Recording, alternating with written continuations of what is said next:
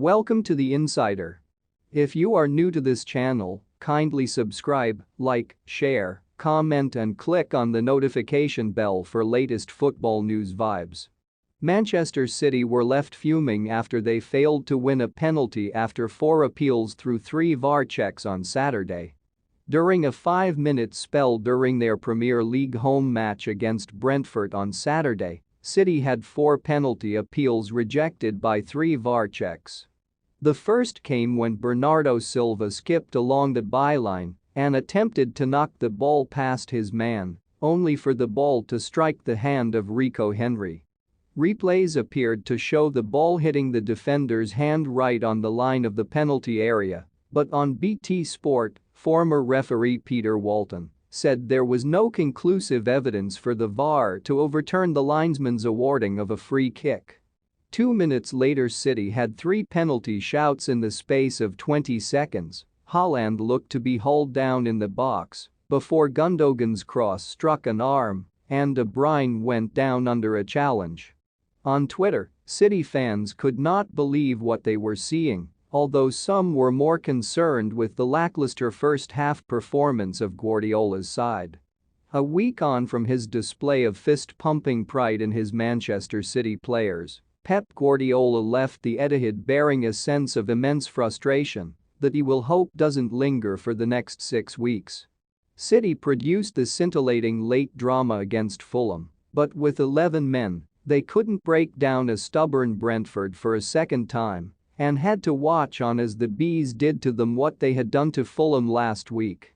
We were in the 98th minute when Ivan Toney scored his second goal of the game, and it was hard to say Brentford didn't deserve it. This was as poor as City have played all season. When Guardiola talked about the ecstasy of that winner a week ago in his press conference on Friday, he felt compelled to mention the bad moments he's shared with these supporters over the last 6 and a bit years as well. He couldn't have imagined this afternoon would fall into the latter category. The heaven and hell of football. It means Arsenal will be top of the Premier League for the next 6 weeks, including at Christmas. You feel they needed that accolade more than City did, and it will be disappointing for Guardiola that his team didn't put the Gunners under pressure on Saturday night. This wasn't City's first bad day of the season, but it's the one that might sting the most. After dropping points against Newcastle, Aston Villa and Liverpool, they were able to bounce back immediately and did just that. Maybe they will win their next Premier League game after this as well, but we'll have to wait 47 days to find out. That's 47 days to mull over a defeat that nobody saw coming. Guardiola will head to Barcelona next week, but might struggle to relax with family, with this result worrying in his mind. Erling Haaland's Marbella sunshine won't feel quite as warm. For the rest, the World Cup awaits, and maybe that was the problem. Guardiola picked a starting side that included 10 players heading to Qatar, meaning a nervous lunchtime for several international managers and one last 90 minutes to get through for those aware the dream of a World Cup was now within touching distance. The City manager admitted earlier this week that it was inevitable the World Cup would be on the minds of players by now, with the tournament so close and one injury capable of wrecking those aspirations of appearing in Qatar. It looks like he was right. If there was the hope of cruising through this fixture while staying unscathed, City's players were jolted from their slumber almost immediately. David Raya had been practicing his long kicks during the warm-up, and the Spaniard is as good as any Premier League goalkeeper with the ball at his feet. His arrowing long pass in the first couple of minutes was flicked on by Toney, and Rico Henry's pass sent Frank Onyeka scurrying clear, but Ederson was off his line quickly to smother the shot.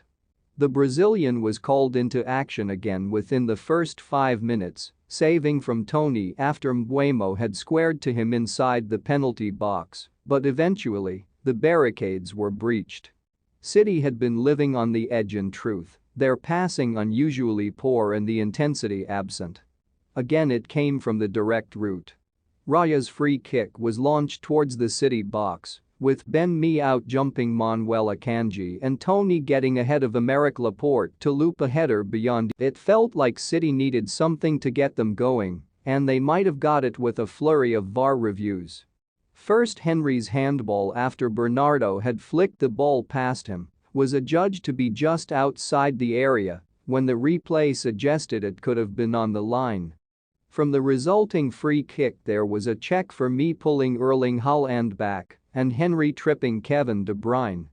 Neither was a penalty, but the sense of injustice riled the Etihad crowd and provided a spark of energy to the players. It was just enough fuel to haul themselves back level before the break.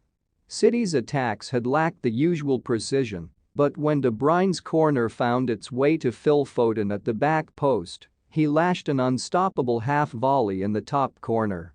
It was a rare moment of the quality we have come to expect from City, but it continued to stand out in isolation rather than the sign of an onslaught to come. Indeed, the tightrope the players were walking was laid bare early in the second half when Laporte suffered a cut to the head that left him prone in the penalty area for around 7 minutes.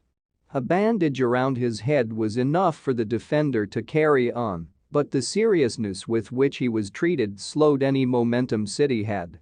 Ederson was still regularly involved, saving sharply from Tony, and Laporte produced a miraculous clearance, with the striker waiting for a tap-in inside the 6-yard box. City's desperation was beginning to show. João Cancelo and De Bruyne both tested Raya from range, but they were routine saves before Cancelo was booked for an obvious dive, his final involvement before being replaced by Julian Alvarez. The best chance had already been and gone, Ilkay Gundogan scooping a good chance over after exchanging passes with the quiet Erling Haaland. The injury time that proved so beautiful last weekend was painful this time. Ederson had already denied Tony from close range in the final minute when the Bees launched a late raid from a City corner. Yoane Wissa carried the ball clear down the left, spread the play to Josh Da Silva, and his low cross was converted by Tony. There was still time for De Bruyne to clear off the line to stop Tony from claiming a hat trick, but the fact that someone overlooked for a World Cup squad with a point to prove had stolen the show was lost on nobody. Too many City players had one eye on Qatar. Thanks for watching this video.